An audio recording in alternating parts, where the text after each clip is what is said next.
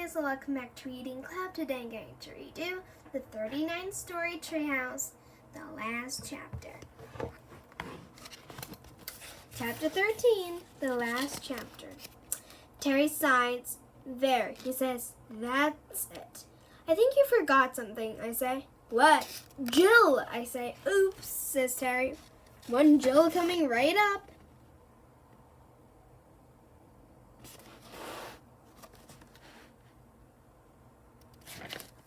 How's that? Says Terry. Too tall, I say. Terry draws her again. How about this? He says. Too short. What about this? Says Terry. Just right, I say.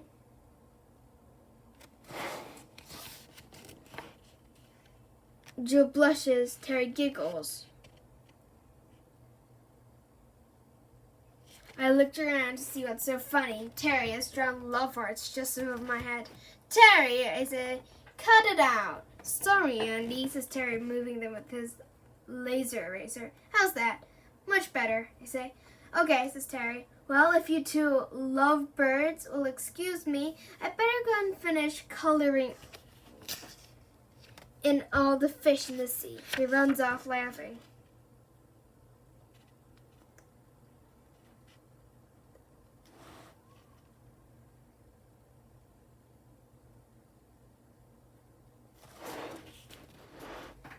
What's going on? Says Jill. Well, my animals disappeared and then I disappeared. Yeah, sorry about that, I say. I'm afraid you and your animals got uninvented. Uninvented? Says Jill. How? Professor Stupido, the famous uninventor, did it, I explained. We asked him to uninvent our Once Upon a Time machine, but he ended up uninventing the whole universe, including himself. Terry's only just finished drawing everything back again. What about Silky? Says Jill. Is she all right? I look around, but I can't see her anywhere. I think Terry might have forgotten about Silky, I say. Jill's eyes filled with tears. Don't cry, I say quickly. I'll fix it. How? Says Jill. I'll draw you a new Silky. I didn't know you could draw, she says. I didn't think you... not as well as Terry, no, but how hard could it be to draw a flying cat, I say. There are just a few circles, whiskers, wings, and a tail. I try to draw Silky as best as I can, but she doesn't come out right. In fact, she doesn't look like a flying cat at all, more like a mutant lion kind of thing. I'm trying to draw its ears and what it looked like me with his badly drawn out eyes and starts growling. Andy, cries Jill, what have you drawn? To tell you the truth, I say, I'm not quite sure. Can you talk to it and try to calm it down? I can't talk to it, says Jill. It don't have any ears. We better call Terry then, I said. Help! We both yell. Terry, help! Come quickly!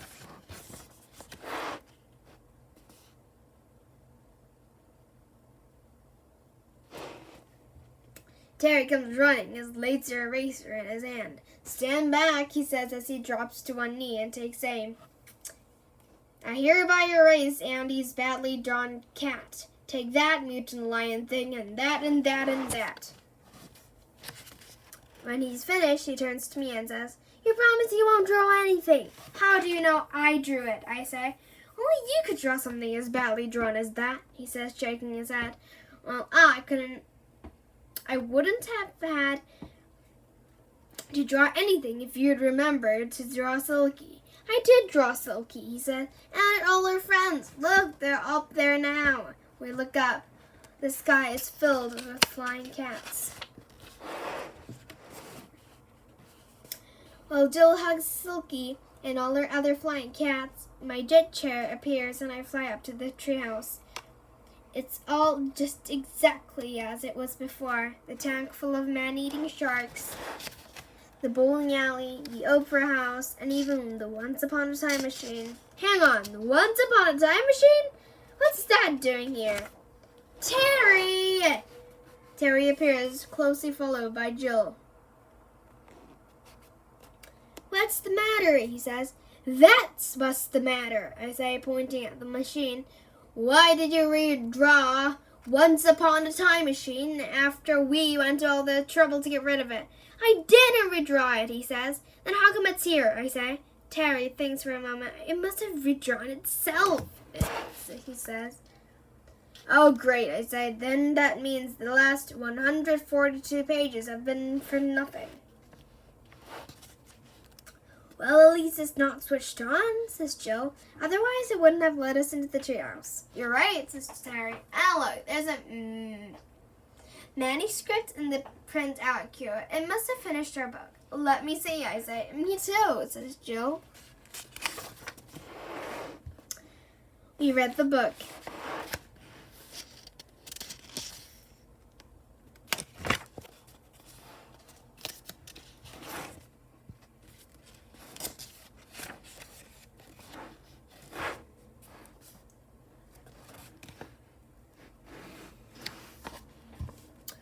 Well, says Terry, what do you think? Action-packed, I say. It's got everything I ask for. The only thing missing is the explosion. I can't wait to read it to the animals, says Jill. They're going to love it, especially Chapter 7. It makes you wonder, though, I say, did everything we just been through really happen, or it was just a story made up by the machine? It sure felt real, says Terry, especially when Mr. Hee-Haw bit me on the hand. Well, whatever it was real or just a story, says Jill, I expect you both learned a very good lesson from this. What? Says Terry. It's obvious, isn't it? Says Jill. And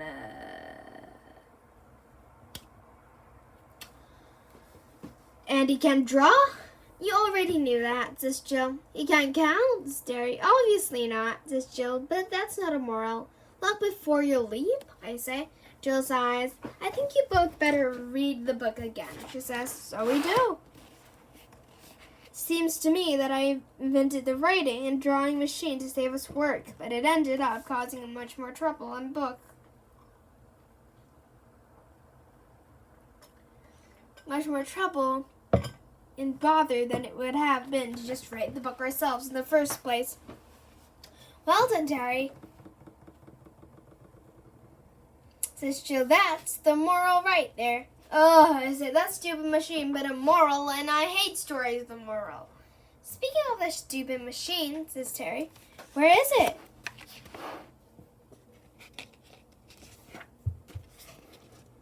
We all look around.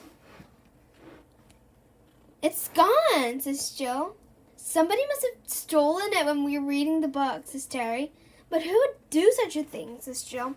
Them, that's who, I say, pointing to a group of fake postal workers making their way through the forest with their machine. Those postmen, says Jill. They're not postmen, they say. They're the birthday card bandits. Now they'll be able to write stories just like ours, but with morals.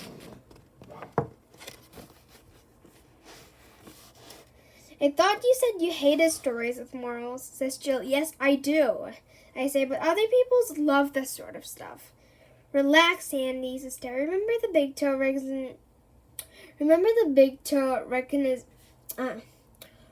recognition security feature? If anyone other than us tries to start the machine, it'll self-destruct. We hear a loud explosion. Like that, says Jill.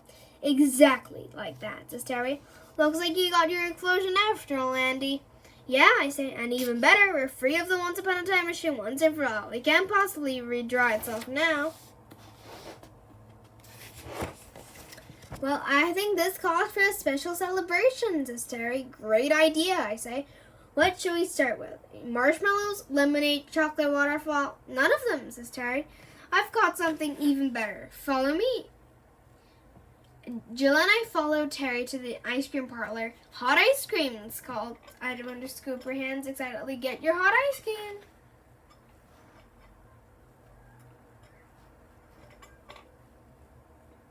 Hot ice cream, I say, but I thought Professor Stupido uninvented hot ice cream. He did, says Terry.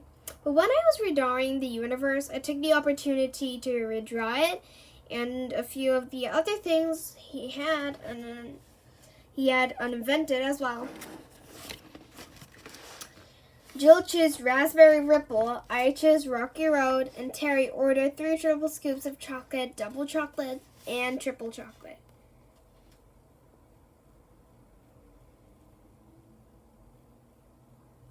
Wow, says Jill, hot ice cream is delicious. It's just like cold ice cream, only hot. Yeah, I say. And no rain freeze. Says Terry. Chocolatey. But so stupid it was crazy to uninvent this stuff, says Jill. Yeah, says Terry. I'm starting to think that maybe he wasn't such a genius after all. Terry gasps. Oh no. Watch out for that frogpotamus, Andy, he yells. What frogpotamus? I look up to see a 10-ton frogpotamus hurtling toward me, its mouth wide open. Everything goes dark and slimy and smelly. It's even worse than being sneezed on by Terry. Be careful, Terry. Don't hurt it, I hear Jill saying as Terry pulls the frogpotamus off me. It'll be fine, Andy, says Jill, but frogpotamuses are delicate and easily frightened. Then why did it jump on my head, I say. Because it wanted some of your ice cream, says Jill. Frogpotamus love hot ice cream. Everybody knows that. Well, I didn't, I say, whipping frogpotamus spit off my face with the handkerchief Terry drew me. And I don't like frogpotamuses. Don't be mean, says Jill. I think it's cute. You can have it if you want, says Terry. Really? Says Jill. Yeah, I say, from now on, the treehouse is a frogpotamus-free zone. Thanks, Andy and Terry, says Jill. See you both later. She climbs onto the frogpotamus' back and whispers into his ear. It jumps out of the tree and hops off into the forest. Giddy up to Jill's house. So, that all worked out pretty well, says Terry. Not only did we get to taste hot ice cream, but Jill got a new pet frogpotamus, and we got our book. Yes, I say, except that it's almost 5 o'clock, and there's no way we're going to be able to get it to Mr. Big Nose in time. Yes, there is, says Terry. How? By flying beetroot, of course, says Terry. He whistles, and 2 brand new shiny flying beetroots whooshes up and hover in front of us. Wow, I say. Thanks, Terry. But what about the vegetable vaporizer? When I vaporize them, beetroots are a vegetable, you know.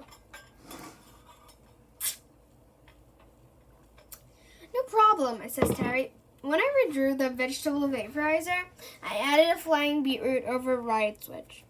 Brilliant, Terry, I said. Let's go. Up, up, and away.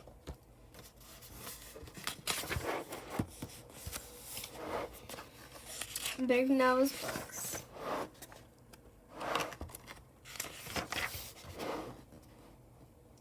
Will you tell me more about the rabbits now, Andy? Says Terry.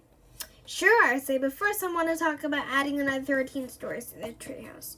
You mean we're going to make a 52-story treehouse? Says Terry. Yes, I say, if that's what 39 plus 13 is.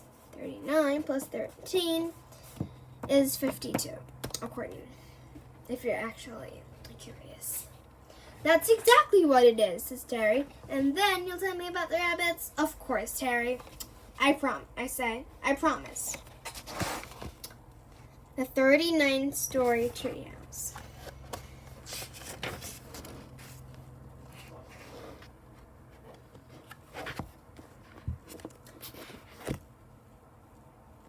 Today we finished another book called The 39th Story Treehouse. If you enjoyed this book, please subscribe, Reading Club, and click likes